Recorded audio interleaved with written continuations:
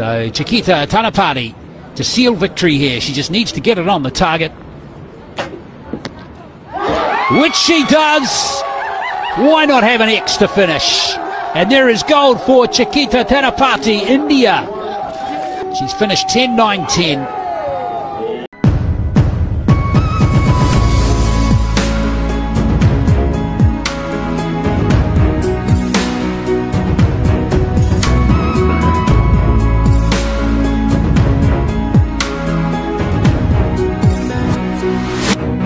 ఏడ్చిన రోజులు కూడా ఉన్నాయి. అవన్నీ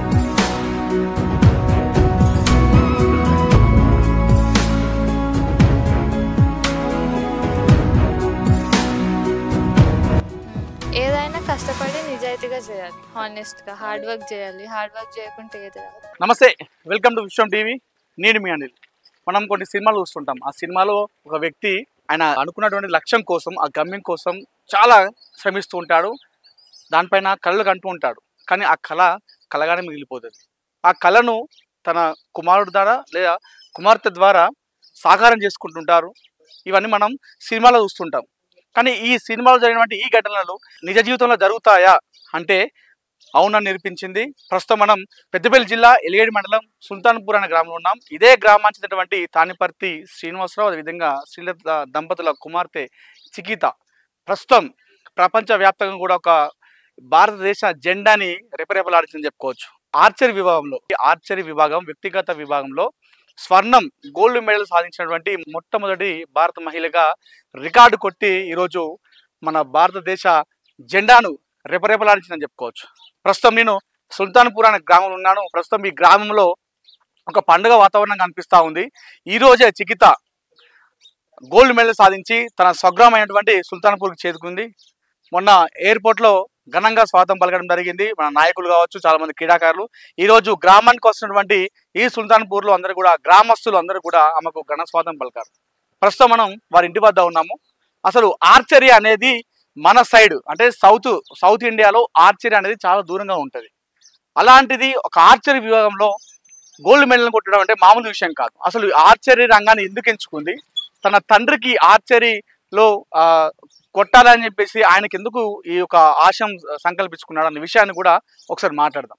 ఈరోజు చికిత ప్రపంచంలోనే విశ్వ విజేతగా నిలవడానికి కారణమైనటువంటి ప్రదేశం ఇదే అని చెప్పుకోవాలి.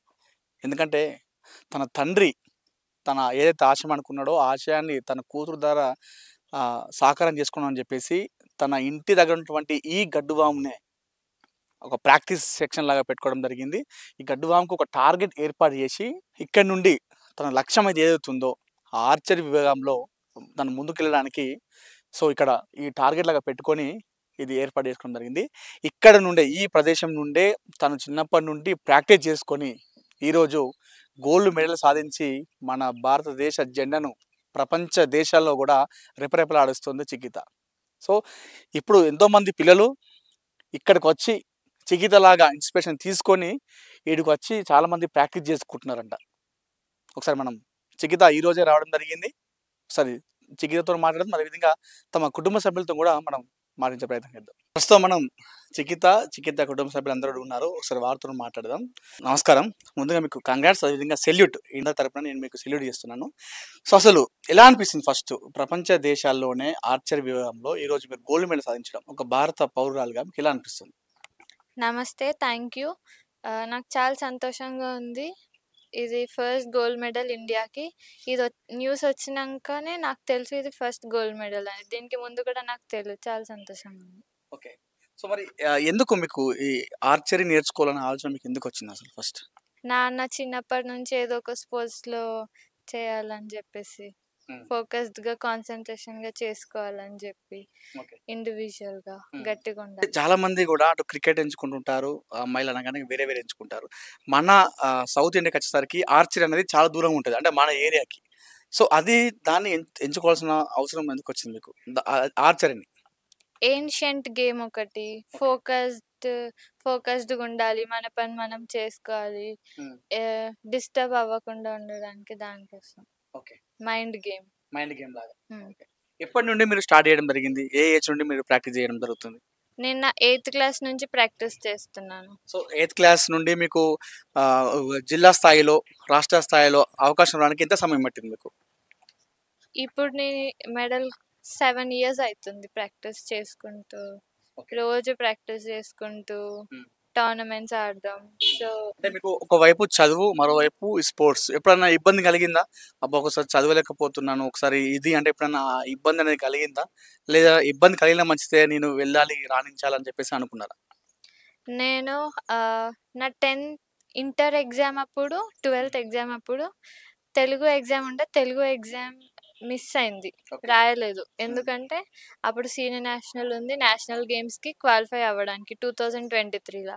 ఓకే. తెలంగాణ టీం నుంచి నేను ఒక్కదాన్నే సెలెక్ట్ అయినా ఇండివిడ్యువల్‌గా. హ్మ్. ఒక్కదాన్నే ఎళ్లి పార్టిసిపేట్ చేసినా ఇండివిడ్యువల్ గోల్డ్ వచ్చేసింది. 37th national games Goa.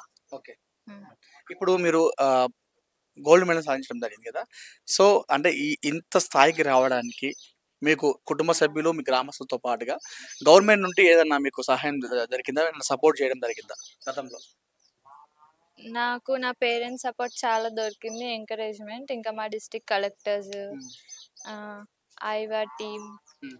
Family members support చాలా బాగుంది. ఓకే. అందరూ district collectors, Peddapalli district collectors. Okay. Nirmal Inorbit and Raheja, hmm. My home. గతంలో నాయకులు గాని ఎవరన్నా సపోర్ట్ చేయడం జరిగిందా గతంలో? లేదు. లేదు. హుహు. ఓకే. మీరే స్వశక్తిగా అధికారులు ఎవరైతే ఉంటారో వాళ్ళ సహాయంతోని మీరు ముందుకెళ్లారు.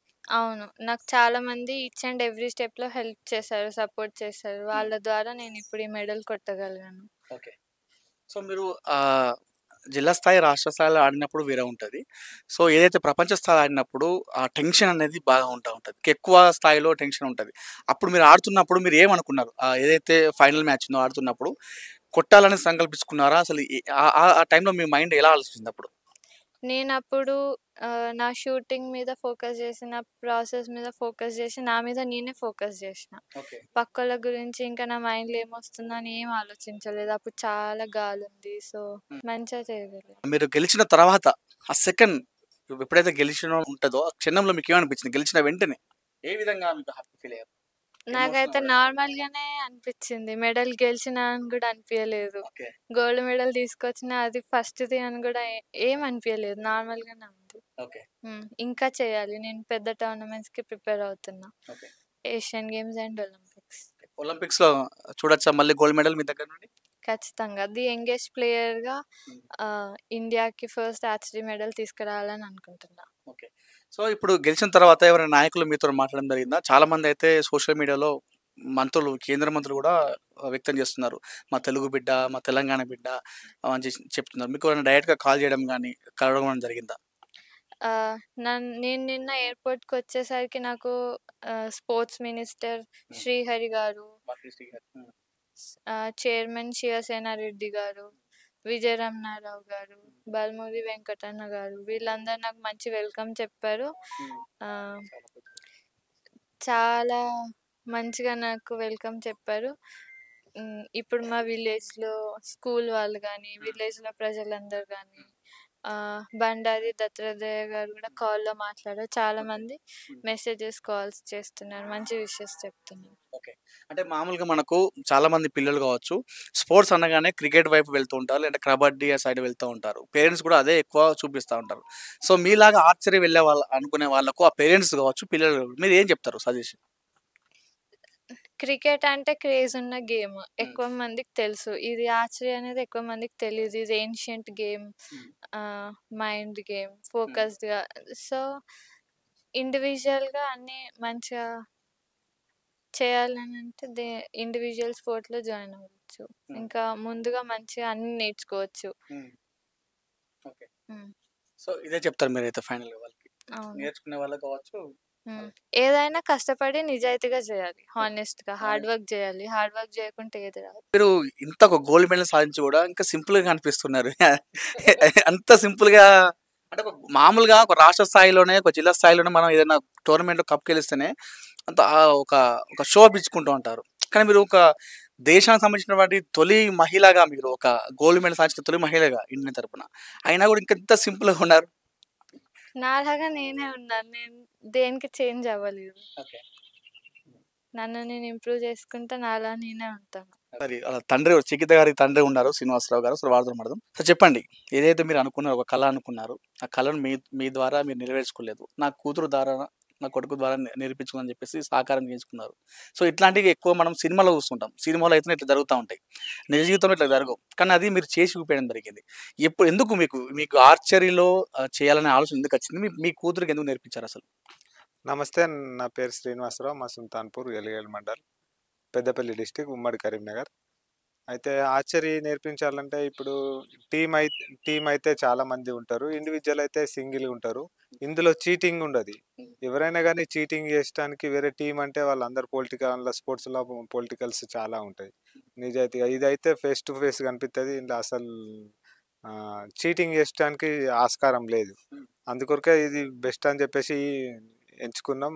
తను ఆడతా అంటే సరే అని చెప్పేసి, ఎక్కడైనా మంచిదే, తను ఆడతా అని అన్నప్పుడు ఎంత దూరమైనా వెళ్దాం అనుకొని స్టార్టింగ్ మొదలుపెట్టినాం. మాకు యాక్చువల్గా ఏంటంటే ఇంత ఎక్స్పెన్సివ్ గేమ్ అని మాకు తెలియదు.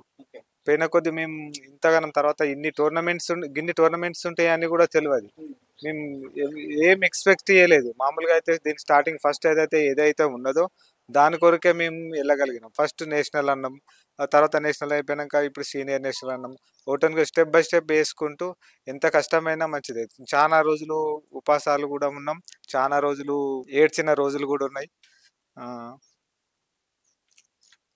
అవన్నీ నిలదొక్కుని తను అనుకున్న దానికి బయట స్టేట్లో కూడా మంచి చాలా సీనియర్స్ కూడా సపోర్ట్ దొరికింది మాకు.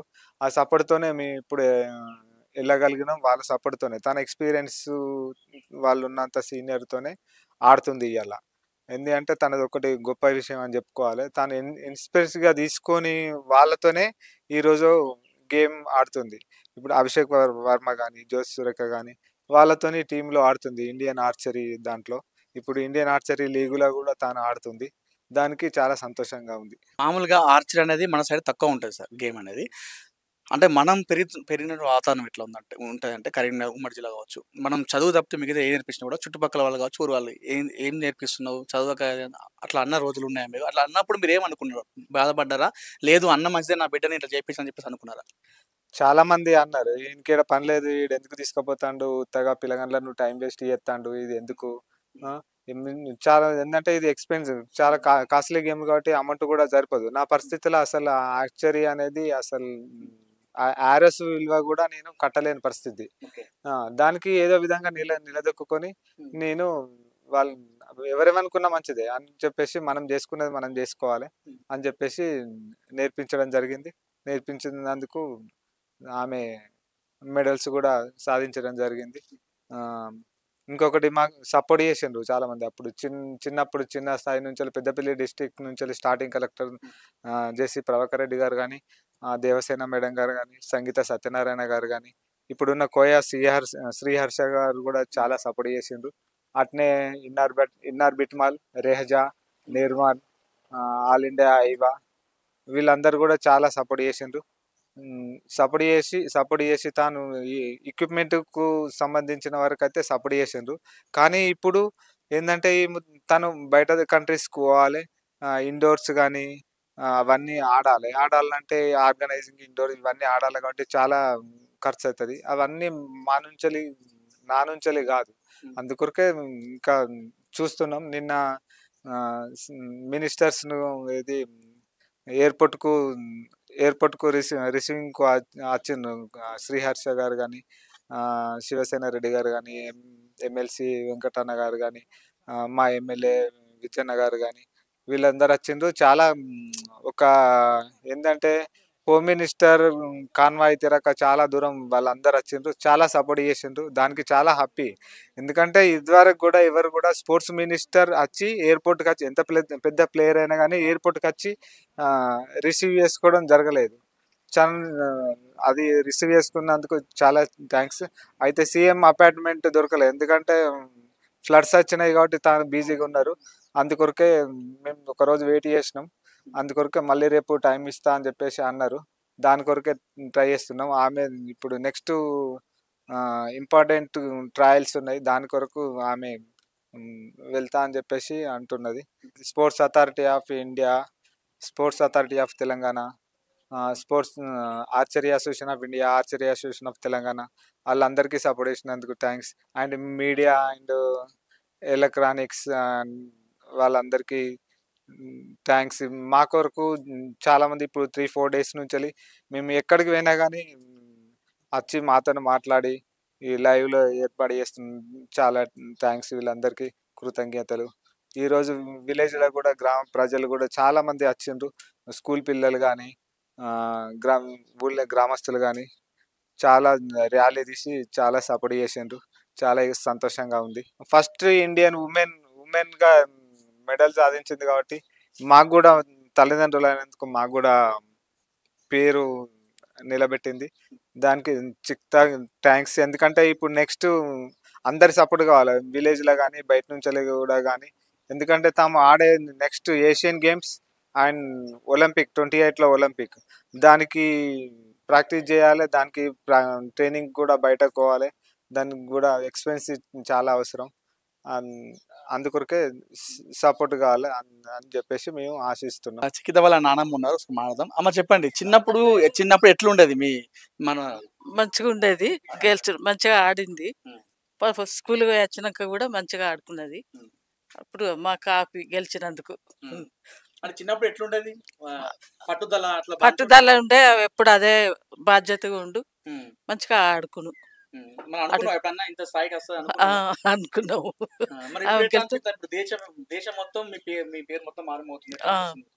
మాకు సంతోషమే.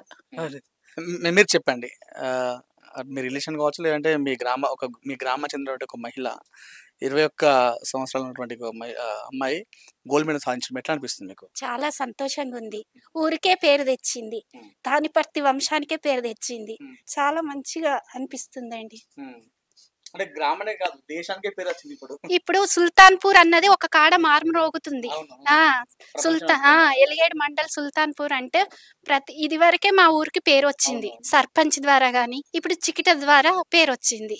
చాలా మంచి విషయం అండి ఇది. ఇక్కడ ఉండు తక్కువ, బయట దేశాలల్లా బయట అన్నిటితోని అడ్జస్ట్ అయ్యి బయట ఉన్నది ఎక్కువ. మేము చూడడం చాలా తక్కువ. ఇక్కడ కష్టపడ్డది కాబట్టి ఈ స్థాయికి వచ్చింది. ఇక్కడ చాలా తక్కువ, ఎప్పుడు బయటనే ఉండేది. చికిత వాళ్ళ చిన్న తాత ఉన్నారు, ఒకసారి మాట్లాడదాం వారితోని.